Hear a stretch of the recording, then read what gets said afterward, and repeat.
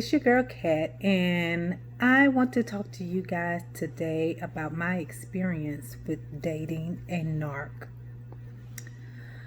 Oh, this is one of those subjects that I really kind of felt embarrassed about because I kind of deem myself as someone who, if someone else would have told me the story of what they went through, I would have been like, girl, why you don't just up and leave? Or why you just, are you sure? Do you not recognize what's going on here or whatever? But I must say, in my defense, one, I had no idea about the narcoleptic personality trait or disability, whatever you want to call it. I really believe these individuals are sick, and they don't even know it, which is so sad. And I put one thing I noticed that during that entire relationship, I had so much hope, thinking that, oh, I just want to make a difference in his life, and I'm just going to be the one that stands by him, because the story I was told that every woman he's dated, left him, red flag number one, but it wasn't due to no fault of his own. It was always due to something else. And then there was an issue with none of his kids being in his life, and it was always because of some woman, and all these signs I saw, but for whatever reason, I did not recognize my own faults.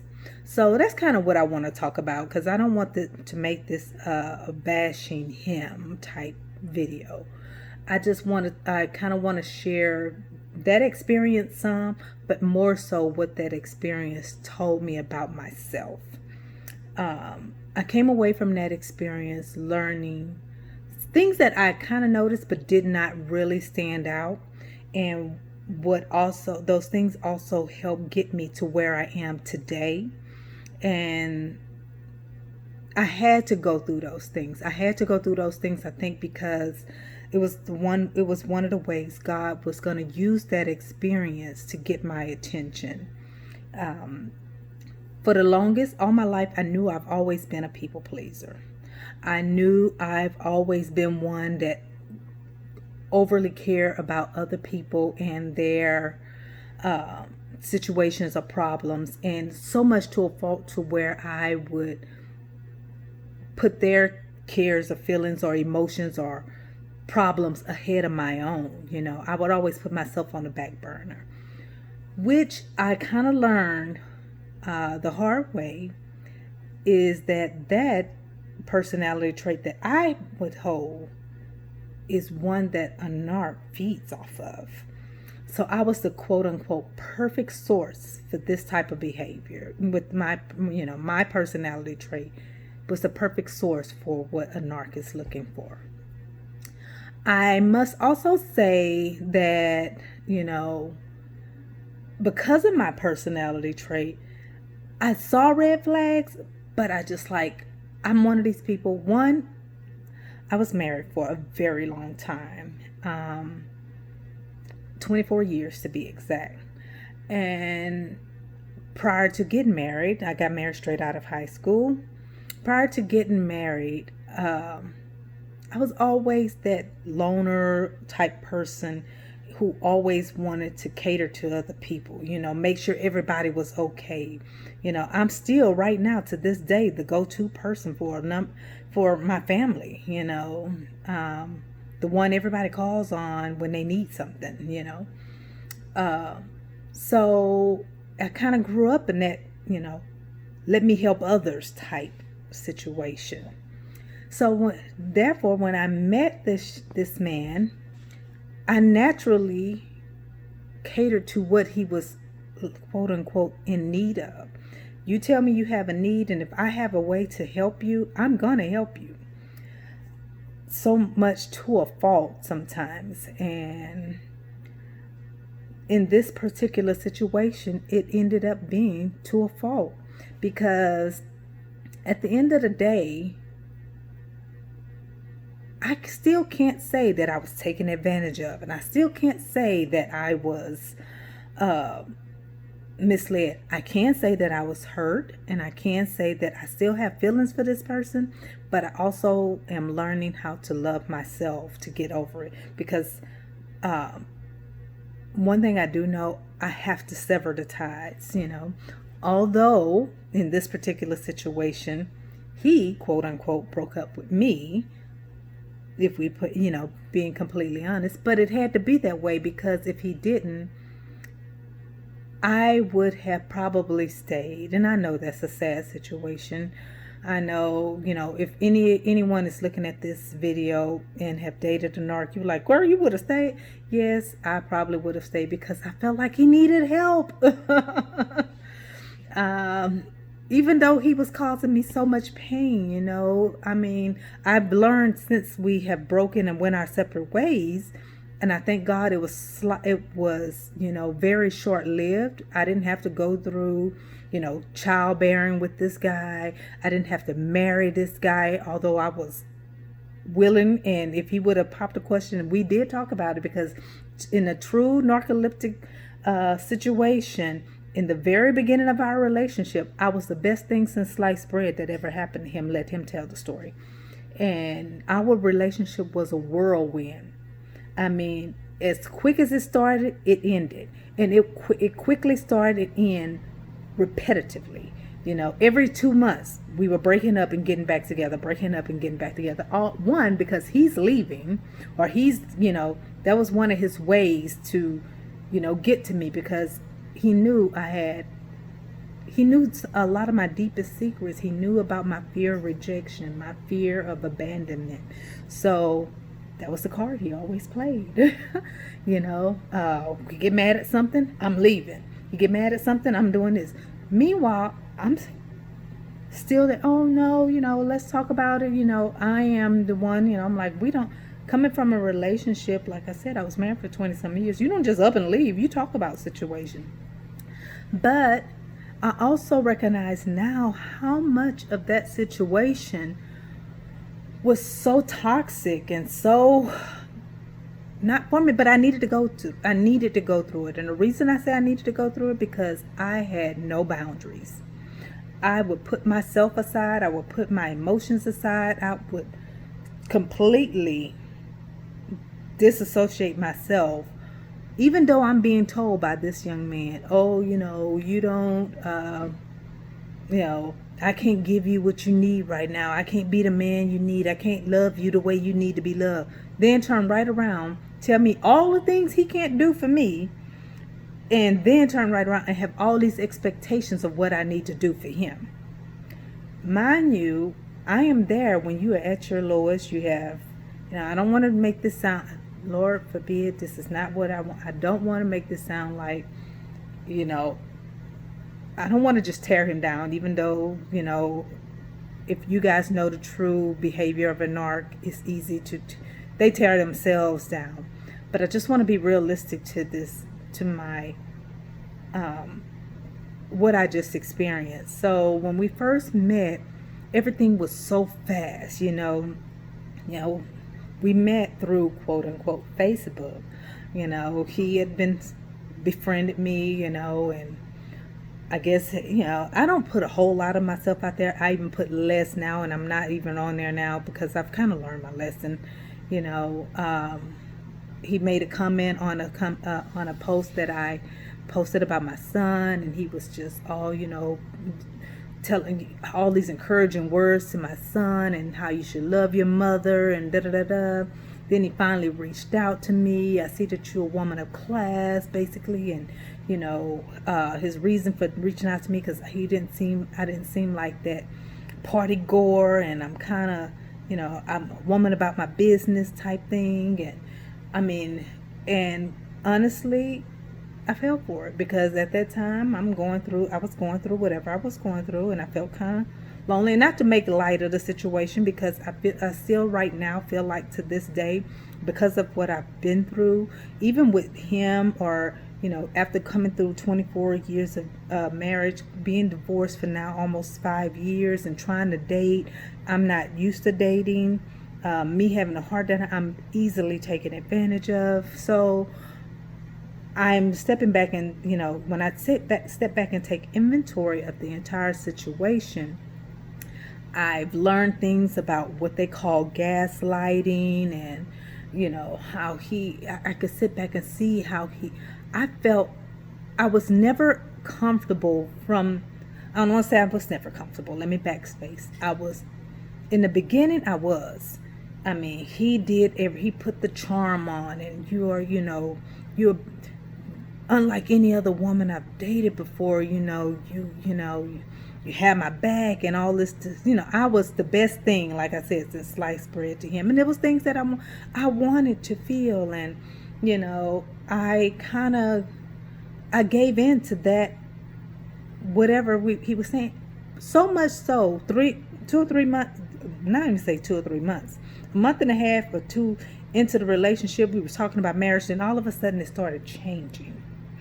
I already knew, and he had openly admitted that he was jealous and insecure, but I'm not a jealous or insecure person, so I didn't, it is what it is. And I know I don't do a lot of things that, I don't do anything really to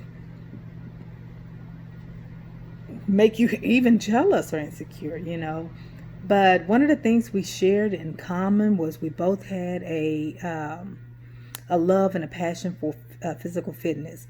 Although before I met him, my love and passion for physical fitness, for some reason, it was starting to dwindle. And it was more so of a task for me. So when I met him and he was still in the gym and stuff, it was encouraging to me, because now I had the reason or motivation of somebody that was there with me to help me stay focused. So going to the gym and meeting with him and working out together was, just stuff I wanted. I mean, there was things that I wanted on my quote unquote list that I like. I wanted somebody into health and fitness. I wanted somebody that was physically fit. I wanted somebody that was help push me when I'm down, and vice versa type thing. So that was one of the things I loved about it. But it quickly turned on me, because when we started working out, in the beginning everything was fine. And when I say in the beginning, I'm talking very beginning, like the first few weeks or whatever. Month in, now things are starting to change, because now I walk into the gym with him, and all of a sudden me doing, deadlifts, or me doing any type of glute work, I'm now putting on a show for the men in the gym. And when you walk in, everybody looking. Contrary to what you believe in, I am not every man's cup of tea. I know it's just not. I'm just not that. To me, it's like a lot of the things that he was saying to me was more so an attack on my personal character. You come in here and you just putting on a show. You walk in, your ass all out and stuff like that. That's the stuff he said. I'm sorry, excuse my French. But at 8:00 p.m. For me, I'm like, when you met me, I had a waist the size that I have, and I had hips the size that I have, and I had glutes the size that I have. It is what it is. But when we first started working out, this wasn't a problem. Now all of a sudden you think guys are, I'm trying to gain attention. And there were sometimes we would be in the midst of a set, both of us laughing and talking. I would get off the machine, he would get on, then I would get back on. And all of a sudden, from that interchange, from just me getting back on, now all of a sudden he done walked off and stormed off. What's wrong? Why are you storming off? I see you. I know you looking at something. Really? Anywho, I mean, it started there. Then I started recognizing how, when we were in front of people, everything was hunky-dory. I was, the holding of hands, and, this is my womanness, and, oh, baby, I love you. And, because we met during the time where a couple of his family members were getting engaged. We went to a couple of weddings, and me, I'm just emotional. I cried everything. I cried, at weddings. I cry at, I don't know, I'm just a sentimental, emotional person. I cry at babies' births. It just is what it is. So he was look at that and like, this could be yours one day. Just let me get on my feet. While we're in front of people. And when we're in front of people, this my woman, this my this. The minute we get in the car, OMG, I could tell you was looking at this, and I could tell you was doing this, and you were doing. I mean, the tables were turned. It was like Jekyll and Hyde. I mean, soon as the car door closed, the guy that's in the car with me is not the guy that was just standing outside the car talking to his uncles or aunties or friends, talking about the fact that one day, hopefully she'll still be here with me and I marry her, to somebody totally different. Then, you get ready to, then it came to the point where he was, okay, let me drop this in here. I've been trying to avoid this. When I met him, he was unemployed. And like I said, but he was also starting his own business. And I've helped him with his contracts and stuff, writing those, and not a whole lot because he was a very good writer. He's not a dummy by any means. And, he had income. I mean, he had money because he had just gotten laid off. And I'm not one of those, when somebody is down on their luck, I'm not going to kick you while you're down, especially in what I thought was supposed to be at that time growing into something serious. And like I said, me being married for 24 years, all I know is working together. If you're my man, I'm your woman, we're going to work this thing together. You are down on your luck. You don't seem to be, you're a Marine, you come from, I didn't have any reason to believe that because he had lost his job due to reasons or circumstances, quote unquote, that I've been told and believe right now were not because of himself, but me knowing, because we both in the same field, that if you're working on projects come to an end. And that's what happened with him. Project came to an end and he got, shipped back here to his home state. And, and now he was in the midst of finding something else. I'm thinking it's a transition period. And it really was, because the moment he found something else, and I'm kind of jumping around, I'm leaving out a whole lot because I just don't want to badmouth him. I'm just not that person, The moment he found another job, we had been on this whirlwind. I had already let him move in with me, and it's just I think back now on certain things. I was never doing things right. If I did this, I didn't do it the right way. If I didn't do this, I didn't care about him. I mean, it was always something. I was always a problem. And if I fix one problem, he'll find something else. And it was always, like I said, whatever caters to him. You don't ever want to do nothing I like to do. Everything I do is for you. It just, long story short, it was a tiring experience. So much so that we broke up, and for a year we kind of almost lost. We didn't lose contact. We just didn't communicate. I'm one of those people also. I could love you, but I could love you from a distance as well. And I never lost love for him. And then he reached back out to me on my birthday and kind of started rekindling the situation. Oh, I think, I had to move out here because he found a job, but it was in a different state. And all of a sudden now, he giving me all these quote unquote quote fun facts of why I need to be in the state where he is. And,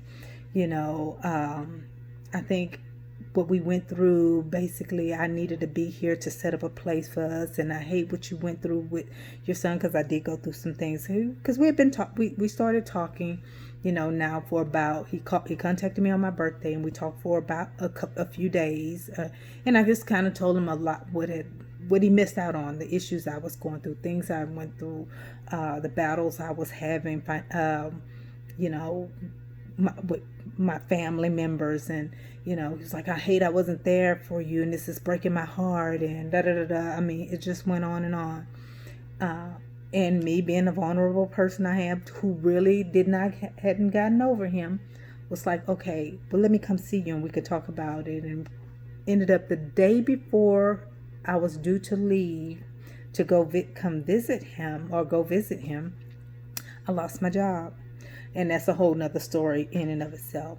And so he was like, oh, Mom, oh, wow, maybe this is all, a plan. You're supposed to be out here anyway, and we're supposed to be together. And that's why I just, this is the quote unquote spirit guides told me that this is what, maybe I'm supposed to be here at this time for you. Of course, it's what I wanted to hear, because like I said, I never gotten over him. I told him about my, job loss, and he was like, well, are you still coming? Does that mean you're not coming? I'm like, no, I'm still coming unless you don't want me to come. Got out here and, everything was fine. We was making plans for, I'm like, my lease is up on my apartment and I'm not going to renew. And, we just making plans. Everything is hunky-dory. I just told y'all I was dating a narc. Now, all of a sudden, after I didn't, not renew my lease and making all these plans and stuff, we had talked about me coming back to see him for a wedding. Come to find out, he really didn't want me there at the wedding. It was all about money, but it was always, more so, I don't want you to have to do this. I don't want you to have to do that. I'm like, don't worry about me because I got me. I'm not going to do anything to jeopardize my financial being. If I can't afford it, I can't afford it, And I know you got things going on. I just want to be in your presence. It's not that I can't afford or not afford to be there. It's just about being in your presence, being with you, so don't worry about finance. Anywho, long story short, come to find out, and I found this out later, he really didn't want me there. And even after I got there, I could tell something was wrong, and we talked about it, and he just you wasn't even supposed to be here. I'm like, I could leave. You know what? As a matter of fact, I think I am going to leave. Then all of a sudden, it's like, no. And I don't know. Long story short, it was crazy. We had this whirlwind. Then all of a sudden, I'm like, okay, well, I'm going back just to close out everything, and I got to get some repairs and stuff done to my car. I have the last couple of weeks. I got to, situate, get things moved out of my place, and then I'll be back at the end of August. Okay. A week after I leave, all of a sudden I get a call because, we talked about, and I'm leaving a lot out of this story. We talked about, he don't have a good relationship with his mom, but yet and still when things are going bad, he want to seem like he's the victim. My mom is this, my mom that. You don't even, when you're talking to me about your mom, your mom getting on your nerves, but when something happens, all of a sudden, this is my mother and this is my da. It's like he want the pity, or he want the attention or something. I don't know. But anyway, his mom ended up hurting herself, and all of a sudden it was my fault that I didn't go visit her. Meanwhile, I done told him I don't have access to a car because my car was in the shop, and at this time they didn't have any loaners, and I was packing up to move, so I didn't really need one for a couple of days anyway, so I didn't worry about it. And when they finally got one, I tried to reach out to. Long story short, it was all my fault. Now all of a sudden, the only reason I'm trying to move out there is because the bottom of my life done fell out. No. First of all, I got me. Jumping around again. Fast forward a couple of days. I went and visited his mom. Told her, talking to her, she understands the situation and what she's dealt with him.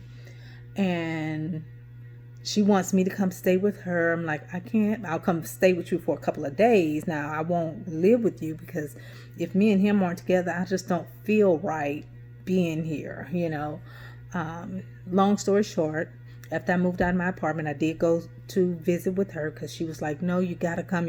And I did. I felt bad because she was hurting. She's an older lady, young, lady.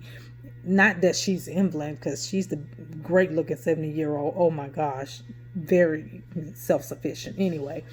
But just to keep her company, because she's in the house, this big old house by herself. I'm like, I'll just come just until I can, move some things around now that me and your son have went, he's whatever, I don't know, MIA. He don't, by now because he done called it off with me. Fine. So I'm there, and while I'm there, I'm still working on getting the repairs to my car,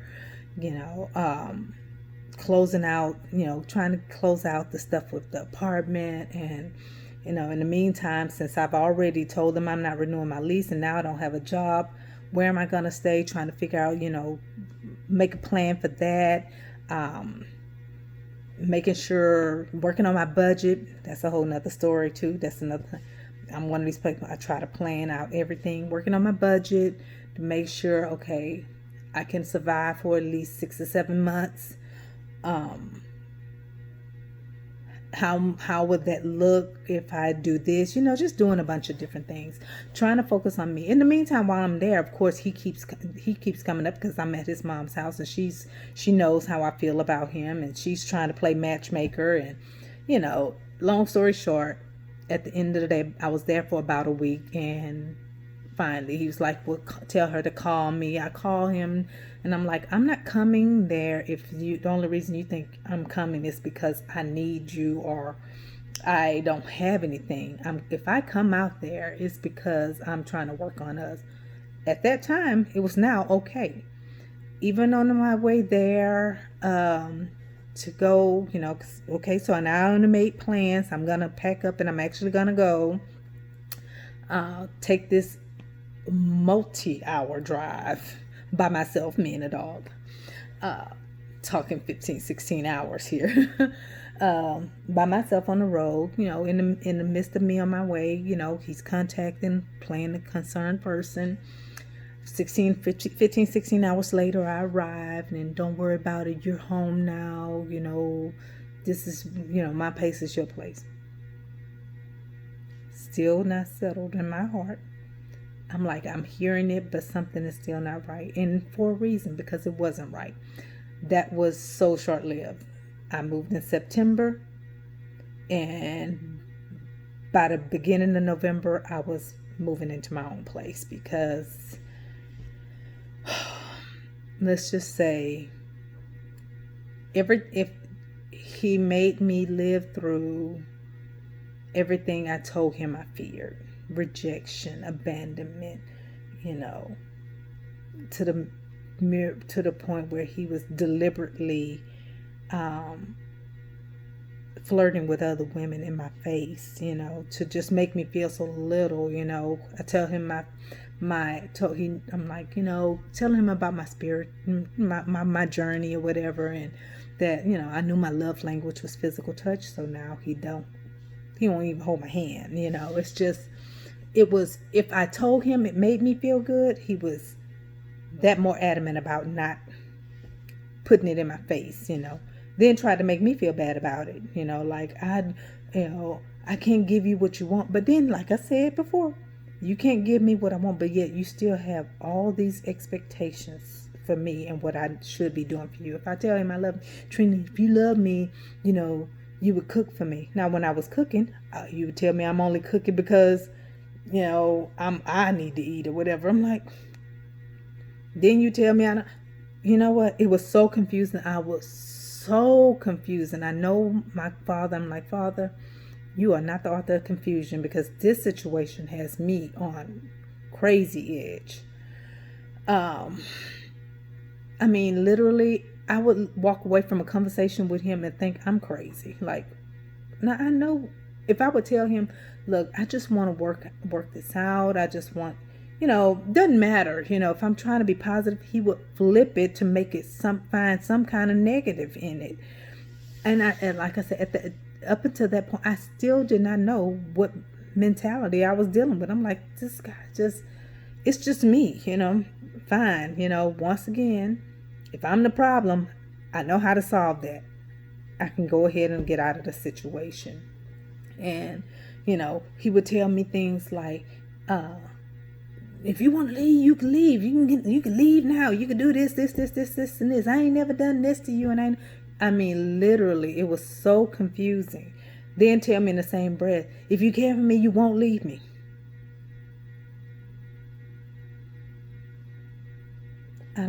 I don't know what to do. Okay, I told you I'm here for you, but you also don't want me here. So I don't. Then if I tell him you don't want me here, I never said that. I said if you want to leave. It was crazy. Long story short, I realized how God really delivered me from something. It is still a battle because there is a serious soul tie, and I literally went through every phase of the narc's behavior. I went from the first phase of, that hardcore courtship where they be your all in all, tell you everything you want to hear to woo you in, to that now all of a sudden, that disowning, or you're not quite good enough anymore, to that phase, you're not what I thought you were to begin with, to now I'm totally disowning you.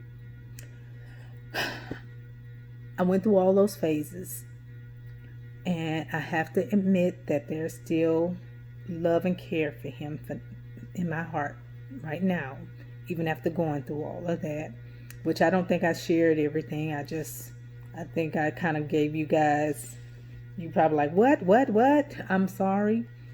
I'm probably not that good at storytelling or whatever, but there again, I'm also not very good at,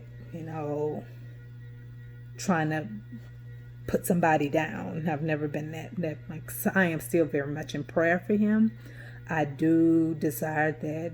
I pray God can, touch him, because he's going through some things spiritually, emotionally.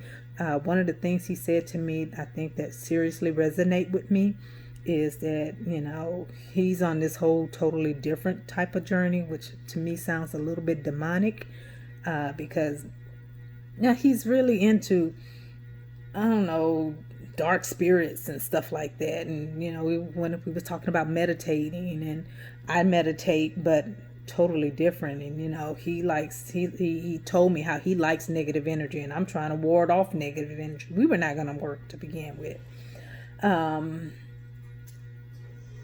It's just crazy, the experience that I had with him.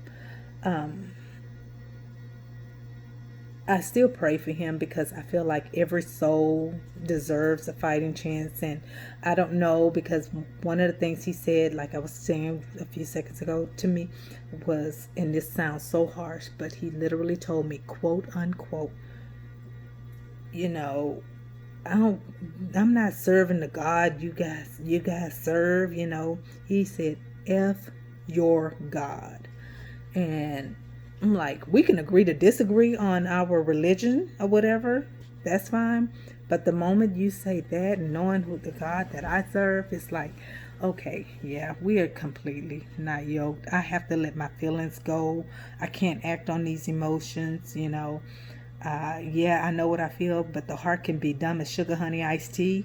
And I had to recognize this is one of those times where it really was, because that was a total unyokeness. Although he's the one that broke up with me, and it had to happen that way, because I probably would have still been there trying to make it work. I don't know, I have like my minister that I talked to. She was like, no, you're stronger than you think. And I don't know, I probably would, but I do know, I was into him so strongly for probably all the wrong reasons. He fit into my physical desire. He was what I used to tell him. He was my Vin Diesel, my Rock, my John Cena. That's the build he had. I don't know. But I'm also learning, even in the midst of that, God is teaching me some things about that. Vanity is not everything. And that's seriously something I'm going to have to get over, because I do, quote unquote, like a good looking man.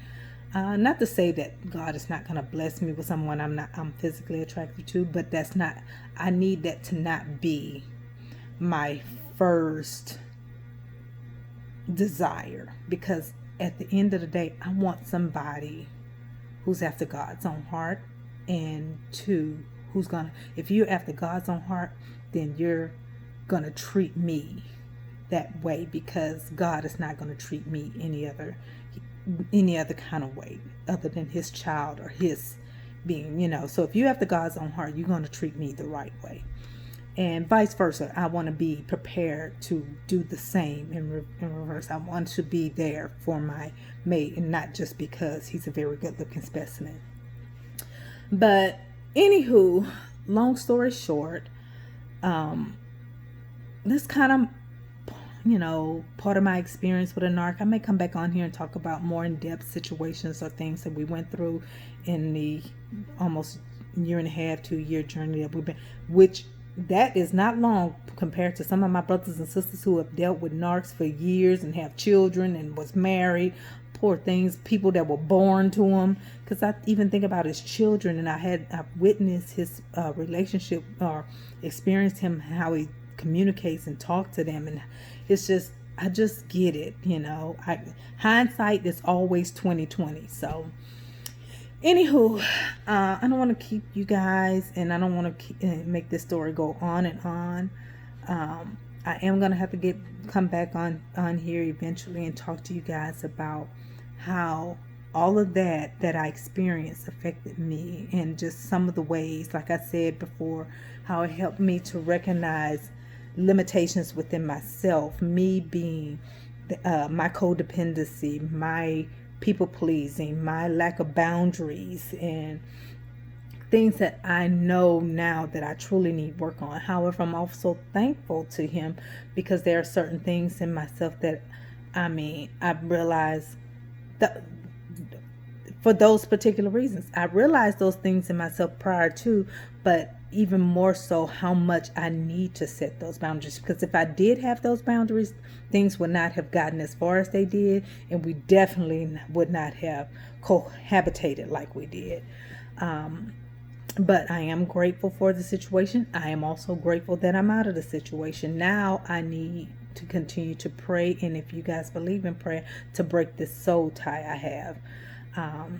Given too much of myself physically and emotionally to this person has created a soul tie, and that's another topic for us to discuss later. But anywho, that's kind of all I wanted to share with you guys today. I am definitely going to have to get back on here and chat more about that, because I feel like God is leading me to share more about that experience. But that's kind of the high level or glimpse into my experience with a narc. I don't know if I want to say I hope I've shared something, but I do hope I've shared something that if anybody is going through a situation and recognize any of that type of behavior or tendencies in a relationship that you're in, and you're not married to this person, understanding that narcissism is pretty much a mental health issue. Don't know. I'm not an expert in the behavior. I'm not a therapist. I'm not a doctor or anything. But as much as I have read and seen, and during my time now of researching it,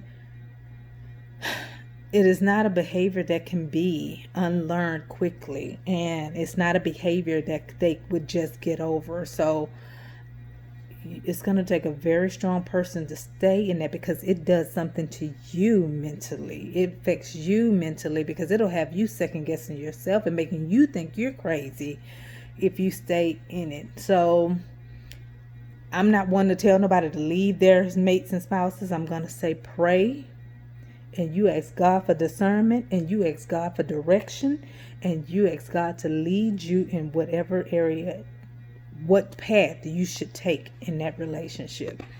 My sister, my brother, for personal experience, my experience was very toxic, and it was not healthy, and I wasn't even healthy enough to experience. I thought I was doing the right thing, but it shed light on my disabilities as well, to the point where it took him putting me to the side, but I had to be strong enough to just completely block it out.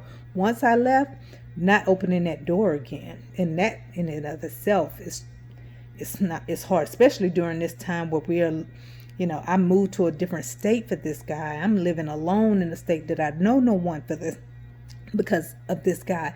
But what the devil meant for bad, my God meant for good. So even in the midst of that, God has utilized this experience for me to grow, have me draw closer to him. Even so much as getting me in my own place, not allowing me to return to the state I came from, because he is doing work within me. So although the reason that got me here was what's kept me here is God. And I have to also say, during this time right now, during this lockdown, dealing with my own inner demons of, I'm lonely, not reaching out, still keeping up that. I know I have to keep that distance between us, because if I open that door, I'm just opening myself back up to something that's not healthy. So completely dependent on God in this situation.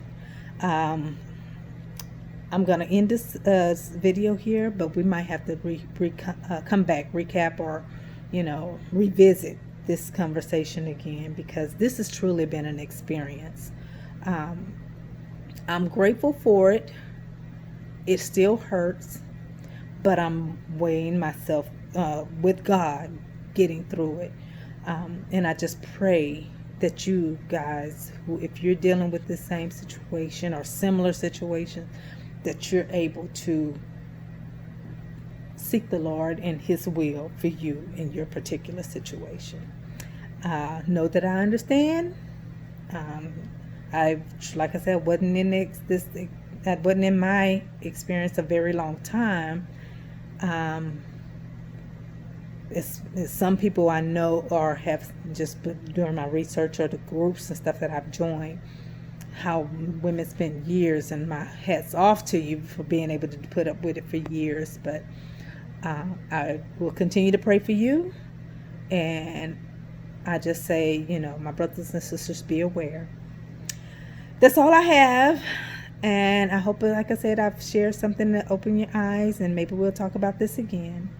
But in the meantime, love, hugs and kisses, smooches. Bye.